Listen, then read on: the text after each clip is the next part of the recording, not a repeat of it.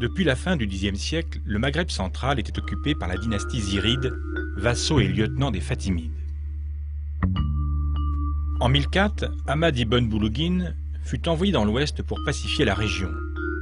En échange, il reçut la ville de Achir, le Maghreb central et toutes les villes qu'il soumettrait.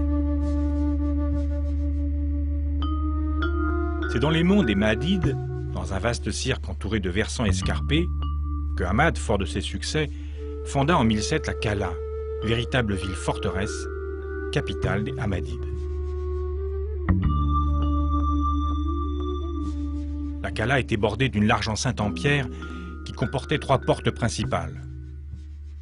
Aujourd'hui en ruine, les études menées depuis le début du XXe siècle sur le site nous ont permis de proposer une hypothèse de reconstitution de certaines zones. L'aménagement urbain s'est fait sur les 4 parties les plus basses du terrain, constituant des quartiers, chacun doté d'un palais. Parmi eux, le quartier du Palais du Lac, celui de la mosquée et celui du Palais du Manar. D'après les sources, la ville connut un important rayonnement culturel, scientifique et commercial, attirant en ses murs des personnages célèbres de l'époque, comme le savant Abd al-Rahim ibn Isaac ibn al-Majloun al-Fassi, ou le poète et savant Abu al-Fadl ibn al-Nawi. Le Palais du Lac, ainsi nommé en raison de son grand bassin, constitue l'un des plus importants complexes de la Kala. Situé au cœur de la ville, il est ceint d'une muraille en pierre et composé de plusieurs groupes de constructions distinctes. Il semble qu'initialement, l'ensemble était une citadelle composée de plusieurs palais. Ce bassin en marbre gris a été découvert sous un dallage de l'angle nord-ouest de la cour. Au sein des palais, les bassins n'avaient pas seulement une fonction utilitaire. Ils permettaient l'alimentation en eau et rafraîchissaient les pièces, mais servaient également à divertir les habitants et avaient une fonction esthétique importante.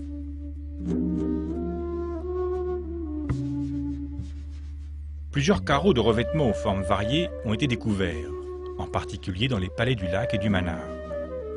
Certains présentent un riche décor, comme les carreaux en forme d'étoile à 8 pointes, alternant avec des croix ornées de lustres métalliques, technique originaire de Mésopotamie, initiée au IXe siècle. Qu'ils aient été importés ou produits sur place, ces carreaux attestent de la richesse du décor des palais de la Kala.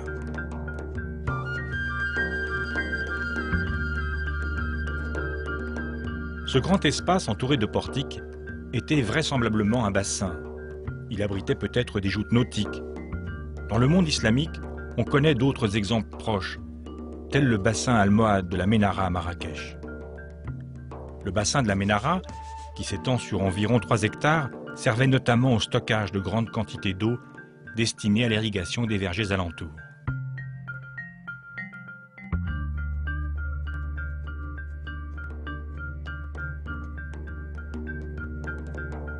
Les études des sols du bassin de la Kala ont révélé une méthode de construction similaire à celle qui fut employée plus tard par les Nasrides dans les bassins de l'Alhambra à Grenade.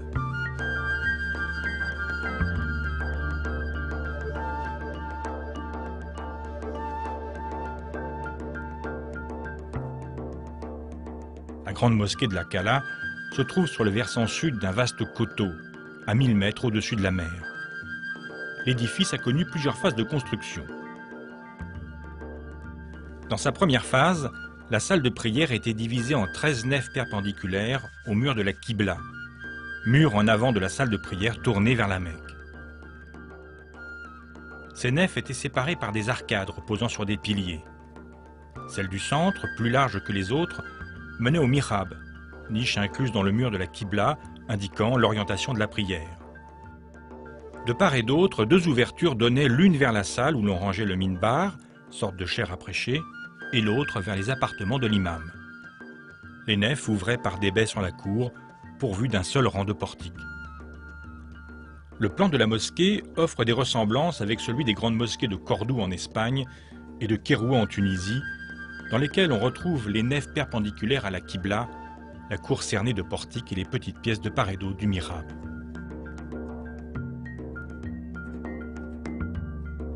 Durant la seconde phase de construction, le portique fut agrandi et prolongé pour faire le tour de la cour. La façade de la salle de prière fut renforcée par la fermeture de certaines baies. Dans les angles de la cour, des édifices furent ajoutés.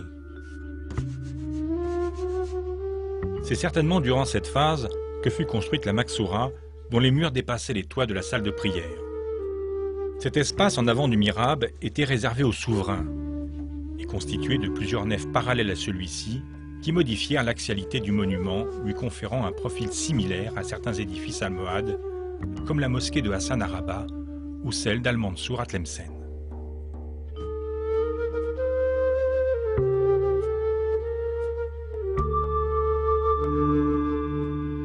Dans l'ultime phase de construction, correspondant à la période du déclin de la ville, l'ordonnance principale de l'édifice n'est pas modifiée. Les travaux de cette phase furent réalisés avec des matériaux provenant de démolition. Les entrées de part et d'autre du minaret furent condamnées et un étage fut rajouté aux constructions des angles. Dans l'axe du mihrab, inclus dans le mur nord, se trouvait le minaret construit sur un plan carré similaire à ceux de Syrie. Durant la seconde phase, il fut doté d'un décor de céramique sur sa face sud et son escalier de bois fut remplacé par un escalier maçonné. Son décor s'organise en 3 registres verticaux. Une plaque rectangulaire ornée de palmettes et de rinceaux surmonte l'entrée.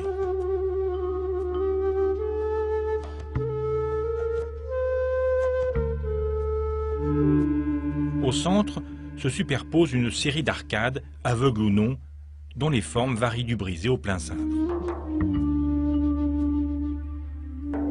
De part et d'autre de ce registre, des niches aveugles, parfois achevées par des décors de coquilles.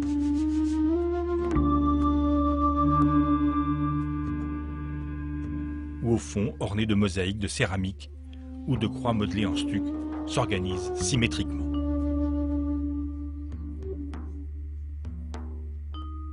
Les premiers chercheurs ont vu dans certains éléments du décor un lien avec des motifs antiques et byzantins. Détruit dans son sommet, on peut supposer qu'il était surmonté de merlons et d'un lanternon, similaire à celui de la mosquée de la Koutoubia à Marrakech. La forme et le décor du minaret sont à mettre en lien avec les édifices contemporains de la Giralda de Séville et de la Tour Hassan de Rabat.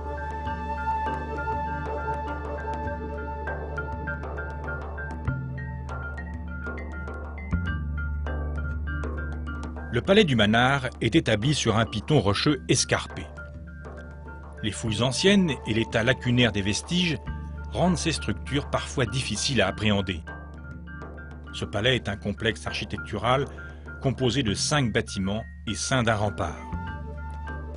Le 5e édifice, encore partiellement debout, qui complète ce complexe, est celui que l'on nomme le donjon. Bâti sur un plan carré, il comporte des avant-corps sur 3 côtés. Il jouait certainement un rôle défensif et présente dans son architecture une forte influence orientale, notamment fatimide. D'après une chronique arabe, il était équipé d'un appareil à miroir servant à prévenir les habitants en cas de danger. Le bâtiment possédait un étage. Au centre, une salle cruciforme était couverte d'une coupole qui reposait sur des colonnes de marbre noir. Ce type de plan, originaire de l'Orient ancien, est présent dès l'époque omeyyade. Le palais du Manar a livré un important décor, lambris, dalles et colonnes de marbre, peintures murales, stucs, céramique de revêtement pour les sols et les murs. Ces matériaux luxueux et leurs combinaisons rappellent les décors sassanides ou byzantins. Le décor du palais du Manar offre un petit aperçu de la richesse et du raffinement développé chez les Hammadides.